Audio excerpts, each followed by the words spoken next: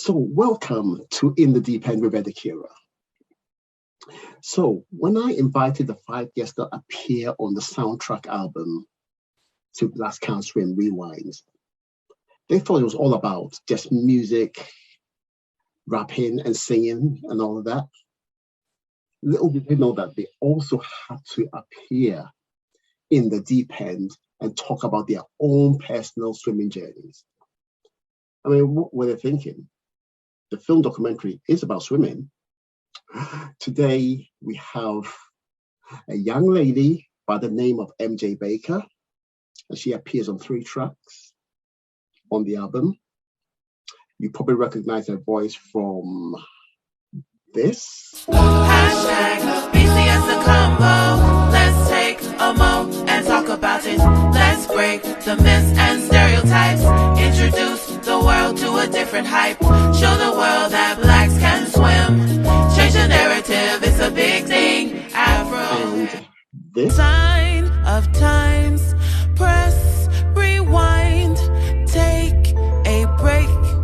Pause on our decisions. Different visions. Well, Megan, also known as MJbaker, is here with us today. Let's see what she has to say about her personal journey. So, MJbaker, I know that you're a great singer, you've got a great voice, you've got an amazing voice and all that kind of thing, but can you swim? I actually can. Wow, okay, that's Yeah. good. I don't know why I'm surprised. I don't know why I'm surprised. You heard me say, wow, I don't know why I'm surprised, but yeah. I can swim. Okay, good. So, what's your story? Well, actually, my mom she's a country girl, a farm girl, and who moved to the city. And so she really wanted my sisters and brothers and I to have the opportunities to do things that she never did. And so when I was younger, I would go to the summer camp at the YMCA. And I didn't know that there were not Black people who could swim, because the swimming was at the Y for the summer camp was one of the classes. So there was Black lifeguards and all of that in my neighborhood, the nearby neighborhood. And then I lived around 2 major Black high schools here in Jacksonville, Florida, Rains High School, Ribault High School, and they both had swim teams.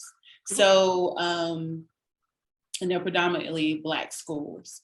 And so for me, I didn't officially learn how to swim. So what happened was I was in the kiddie pool part of it when I was younger.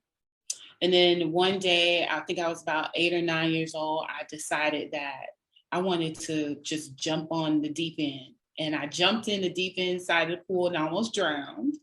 And the lifeguard saved me. And I kind of built up a fear, like every time I get in the pool, I'm going to drown. But then when I was about like maybe 20 plus years old, I decided I want to take lessons and I really want to learn how to swim, like really good. And a really close girlfriend of mine was on a university swim team, and she taught me how to swim. And so I used to go to the pool every day and just swim.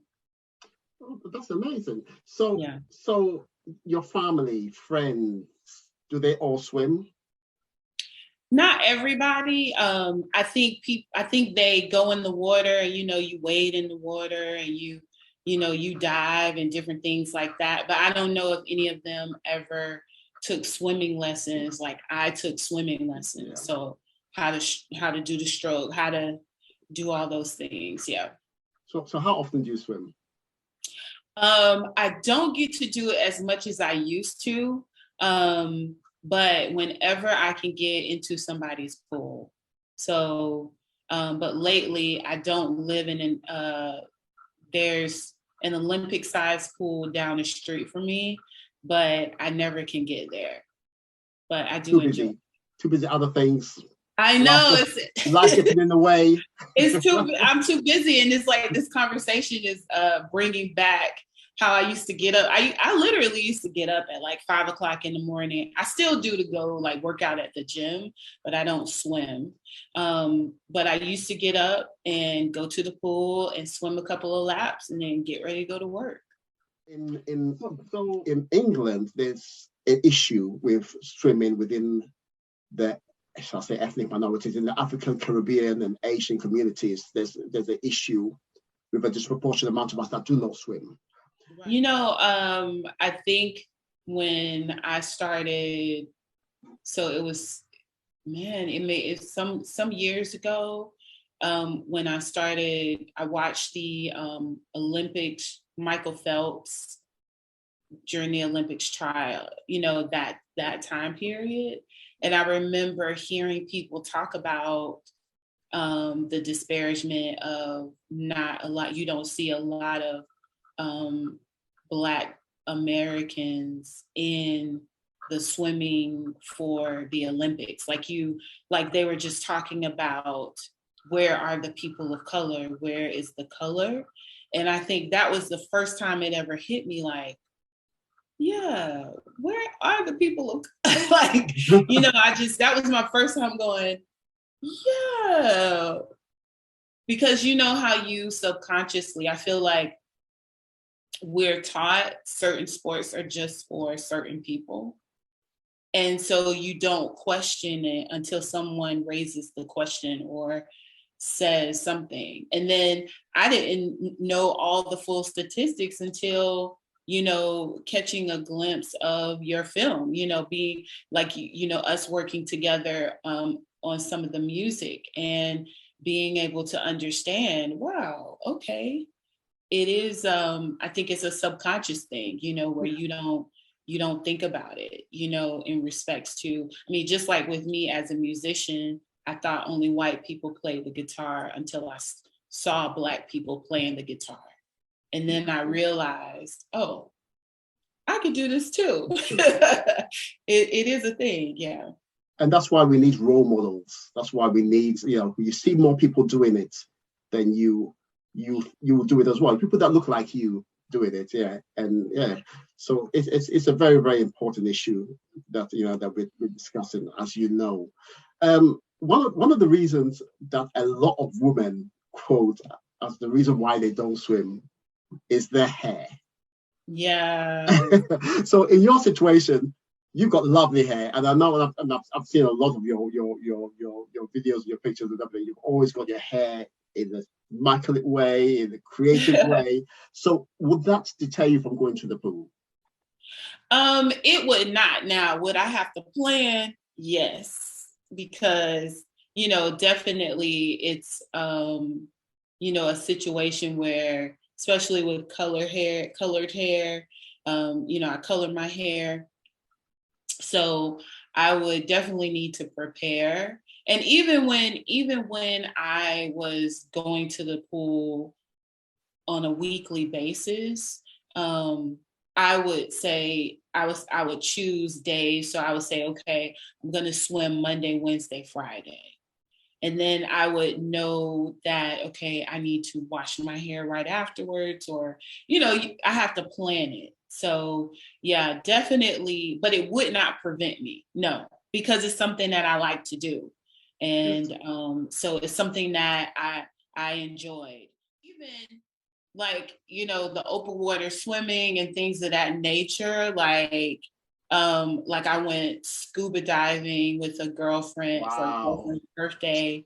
Check her out. And we, you know, and I was, you know, out in the water, and it was a really beautiful experience. Yeah. Although, because I hadn't been swimming, you know, because you're using different muscles, you're using a lot of muscles when you swim that you don't normally use. And so the soreness the next day, because, you know, it's like you're using your legs to tread and, you know, just different things like that. But once you do get comfortable, you know, and be able to do those things, it'll be, you know, a beautiful experience because you can do a lot of things. I hope to get to that stage very soon. I'm sure I will. I've got a great instructor, so Yeah. I'm looking forward to it. And one thing that a lot of people confuse with swimming, which is almost as important, no, it's actually more important than swimming, is understanding water safety. Water safety. And I'm going to ask you a question. It's not a trick question. Supposing you were walking down the road, by the river, and you saw somebody fall into the river or into the pool. What's the first thing? What would you do? Call 911. Perfect. In the UK, obviously we have 999, and it's the Coast Guard. You call the Coast Guard. You'd be surprised how many people will just jump in and try and save them. But there's a lot of people that believe that as long as they can swim, they can do things. They can save someone. But they don't take into effect the underwater, the currents, the cold water, and all that kind of thing. So although we on top of asking people, encouraging people to learn how to swim, we also encourage people to be water confident and water safe first. So it's good. So you definitely gave the right answer. Yeah, I think sometimes we have to realize that we may not be fully equipped. I think that's why you have lifeguards, because lifeguards, they are trained to carry weight when they swim. That's a part of their training, and so I guess the reality check is, can I do that same thing, and am I capable of doing it? So yeah. My daughter is 11 years old, and she has already, at first, she went swimming, she swims and other kind of things. She goes to swimming classes and all of that. But as she's growing older, it's becoming less and less of a thing she wants to do. And especially as she's trying different hairstyles and things like that. Right. It's so we're trying to encourage them. It's fun, it's exciting, that kind of thing. And hopefully, we'll be able to change the narrative. Right. Yeah. Well, if I can really quickly, your point about women and, young girls as they get older, just being a woman and understanding that, we're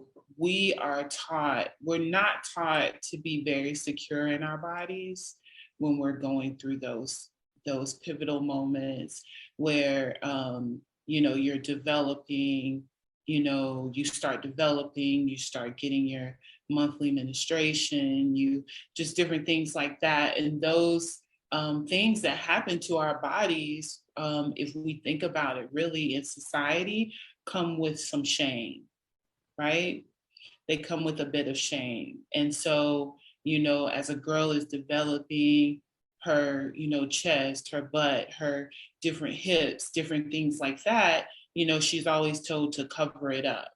And I think that the mental aspect of that can really discourage a young girl, but if she's taught to, hey, this is just something that's happening to you, and this is a part of life, and let's find something that you might feel more comfortable in, because society teaches us as women, and as I have been learning in the past couple of years, learning not to be ashamed of my body and learning not to be ashamed, that I have hips, I have butt, I have, these things that I cannot do anything about. They run in my family. It happens, that sort of thing. So I just wanted to add that piece to it because it's very important that young girls learn to embrace and love their bodies. And we're not taught that, you know what I mean? We're taught to be ashamed when our periods come on. We're taught to be ashamed when our boobs get bigger. And, it should be something that we should be able to embrace. And the more we talk about it, the more it becomes normal, something that, we get used to. So thank you very much for that. I really appreciate that. That's really, really good. Yeah, for sure. What have you been up to musically, work-wise? What's new? Tell us about Megan. Tell us about MJbaker. Okay, well, I actually have my hands in a number of pots, which is really great. And so first thing, business wise, I started my own company called Najim Music, and you've been a client, and I'm so thankful for that. And basically, it separates the artistry from the business in respects to, I do background vocals, lead vocals, songwriting, helping other artists like yourself, manifest their vision in whatever way capacity that they want me to do that. And so that has been an exciting, part. It's like my baby, as people say, and and just watching the company grow. And we're almost a year old, and I want to continue to grow it and build, something bigger, to help other artists grow in their processes. And then MJbaker as the artist, I'm currently working on releasing some projects this year. And I have a mixtape that I'm working on that people can stream for free. And I'm a lover of rock and roll. I love all types of music. I'm so thankful for the household I was raised in, because even though we went to church every Sunday and Bible study, my mom was very free, allowed me to listen to anything that I wanted to, as long as there was no profanity. So I was exposed to Bon Jovi and, Joan Hart, and, so the mixtape is going to be, my rendition of a lot of my favorite songs. And then I'm going to be releasing a music video, and then I'm also working on completing my album. So I do have one, my first project that I released in 2017. And the second project is going to be coming out in 2023. So I'm very excited about it, because it's a lot more personal, because I've grown a lot more as a person and as an artist. So I can't wait. I really can't wait. You've got a lot of good stuff coming out. Yeah, and I really can't wait. And like I keep on saying, you've got an amazing voice. And thank you for sharing it with people like myself. I really appreciate that. So if people want to hear your stuff, or they want to know about you, where can they go?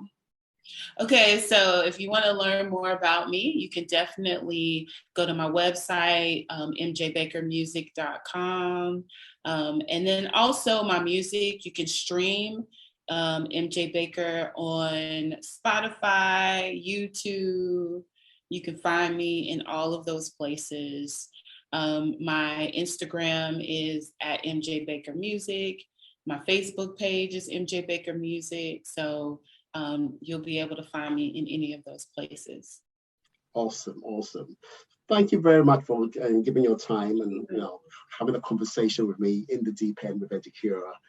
And thank you for blessing the soundtrack to Blackscantswim. I know. Yeah, you got the three tracks on there with your voice on there, and then they are some of my favorite songs. So oh my gosh, thank you very much for that. Thank you so much for asking me to be a part of it. It's very exciting, and I can't wait to listen to the full project on the 28th of February. Thank you. Have a great day. Thank you again. Thank you. I pray to get me through the night. I tried, but